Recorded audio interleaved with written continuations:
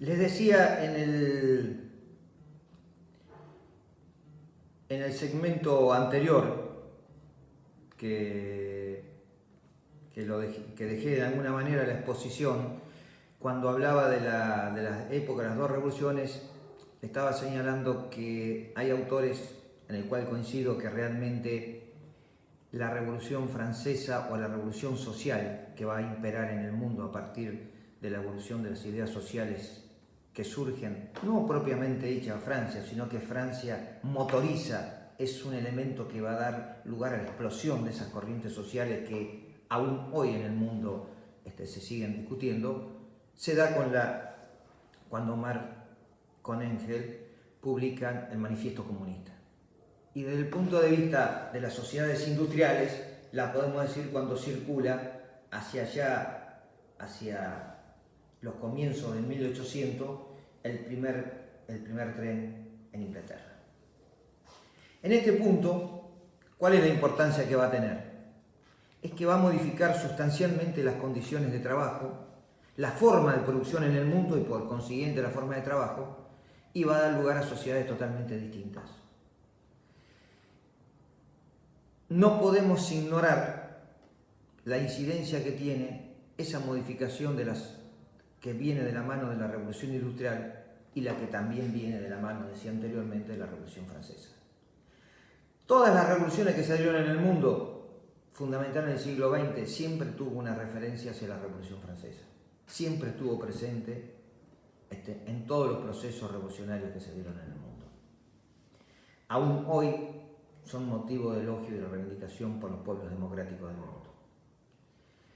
La revolución industrial, todos los sistemas productivos que se van dando a partir de lo que se da a llamar la revolución industrial o la primera fase de la revolución industrial, que fundamentalmente es la máquina, es la imprenta, es la posibilidad de que a través de la imprenta se pudiera ya dar un mayor impulso al comercio, a la difusión de las ideas, los diarios, los libros, son masivamente comercializados, empiezan a ser masivamente comercializados en el mundo, la laminación del acero, la construcción de la máquina a vapor, fundamentalmente la locomotora, los grandes vapores, los grandes barcos que van a empezar a transitar los lugares del mundo para comercializar lo que ya en algún momento había sido desde el descubrimiento de los nuevos continentes, la apropiación de la materia prima y la comercialización de los productos manufacturados de Europa Central. Este proceso de la revolución industrial que les decía, podemos decir las distintas facetas, pero se consolida fundamentalmente en lo que va a ser la segunda fase llamada la revolución industrial. Es la fábrica, el establecimiento, allí donde se van a dar el surgimiento fundamentalmente de las relaciones laborales más auténticas en relación a las que vemos hoy.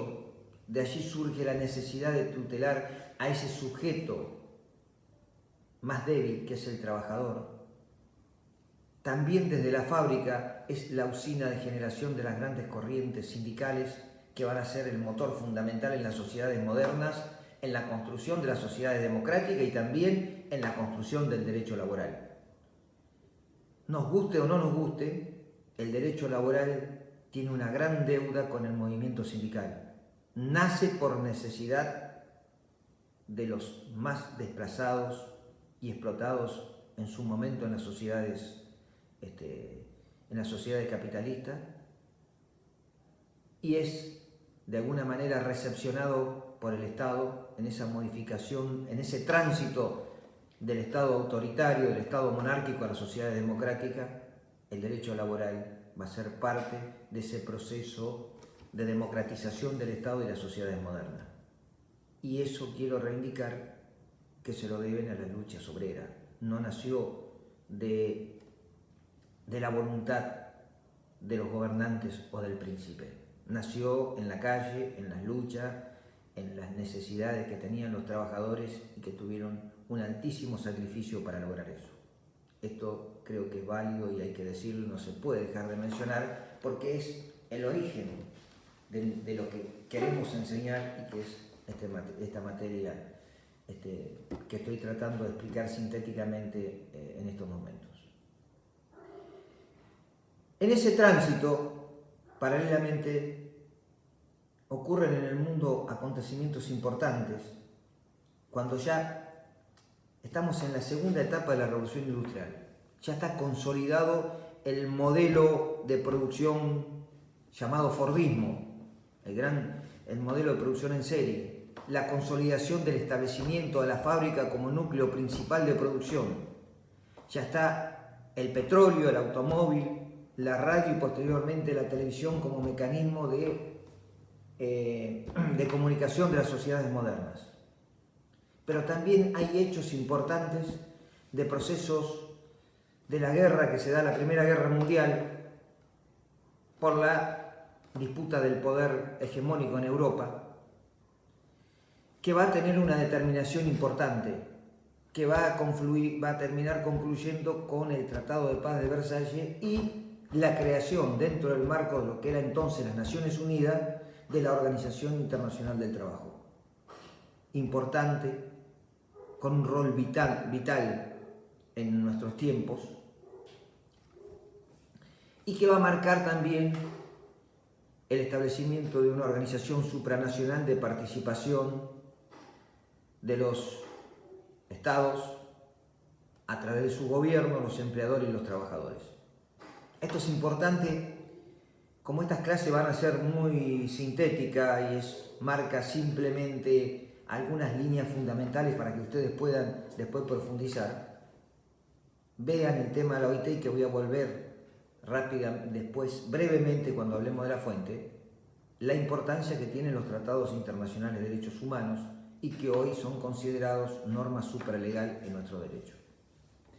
Además de la OIT, hay procesos revolucionarios en el mundo. México es uno de ellos, después viene la Unión Soviética en el año 17, que van a dar lugar a un proceso fundamental que se va a llamar el constitucionalismo social.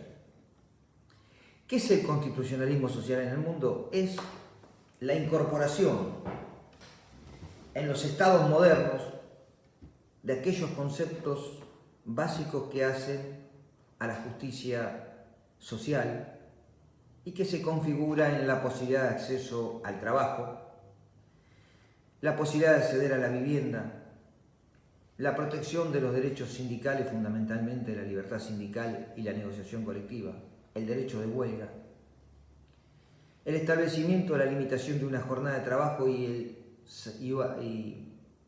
el acceso a un salario mínimo, la protección de la familia, los beneficios de la seguridad social.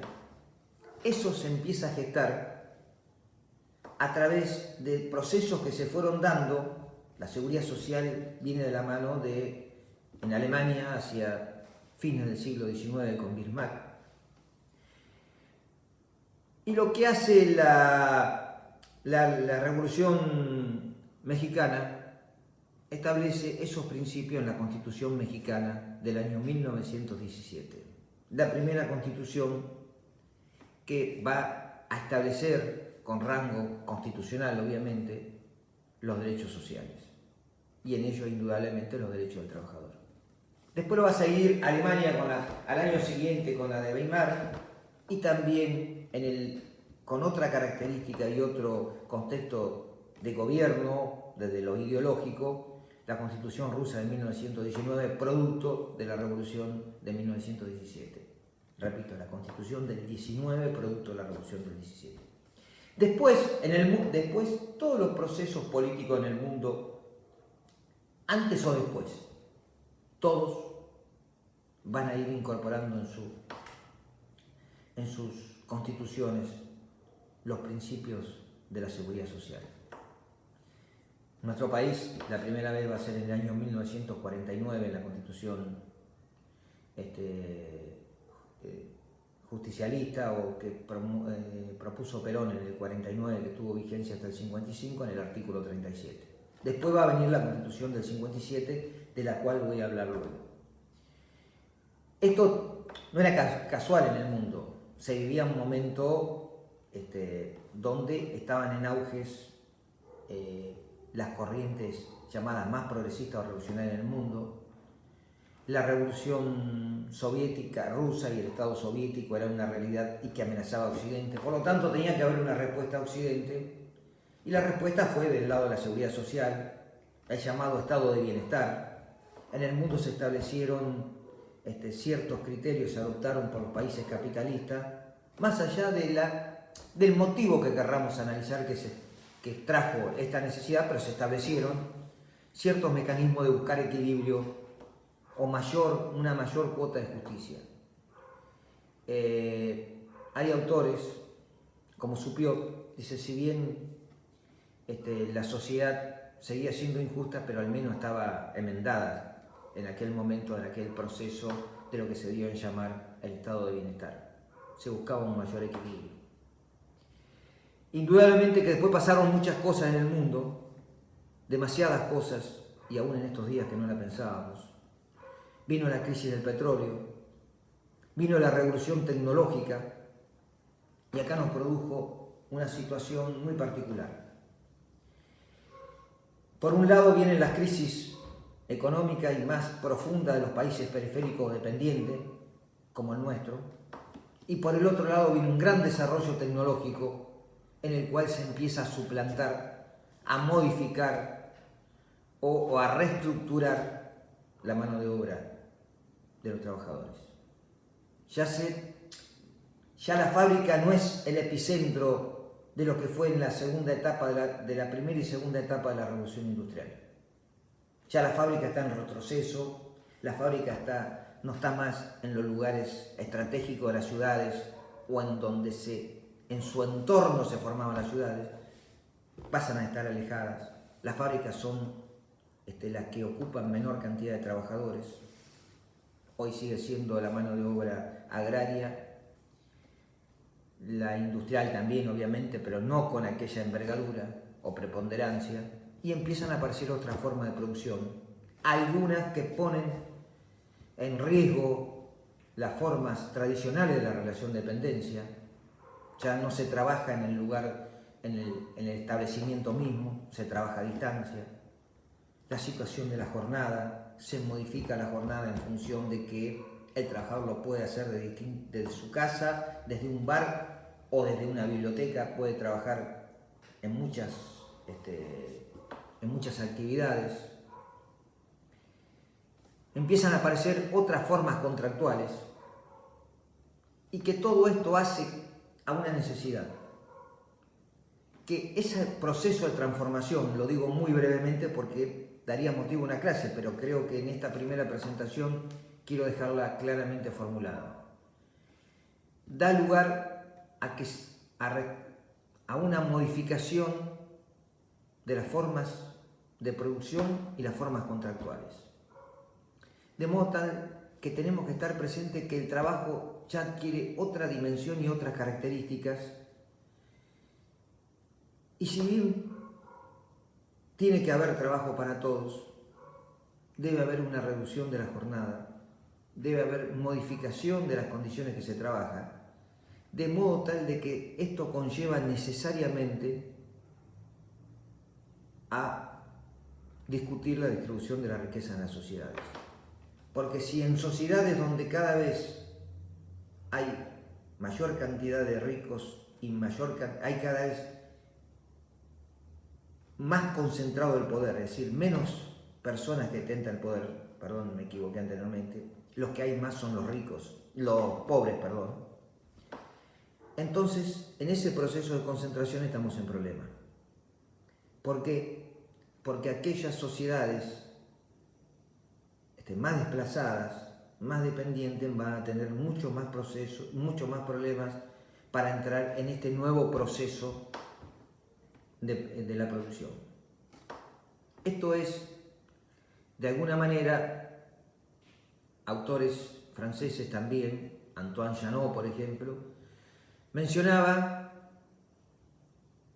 que lo que estamos transformando es el mundo en un gran mercado y cada país una fábrica o un establecimiento en ese gran mercado. Pero esto lo veníamos diciendo desde hace un tiempo. Escribíamos, hablábamos, dábamos clases y conferencias en función de discutir el modelo de producción que venía, las famosas reformas que se tenían que producir a partir de los cambios tecnológicos. Pero hoy hay otro problema, chicos.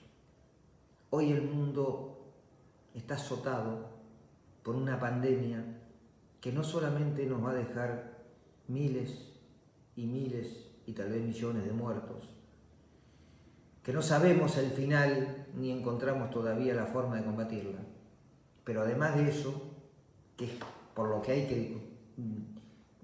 que luchar y por lo que hay que salir a trabajar la defensa de la vida, soy un convencido en esto también, pero tengamos presente que vienen otras consecuencias, y son las consecuencias económicas, las consecuencias de una crisis como tal vez el mundo no ha visto en el mejor de los casos de las guerras mundiales, en el mejor de los casos, y donde eso va a traer indudablemente incidencia y repercusión en nuestra materia.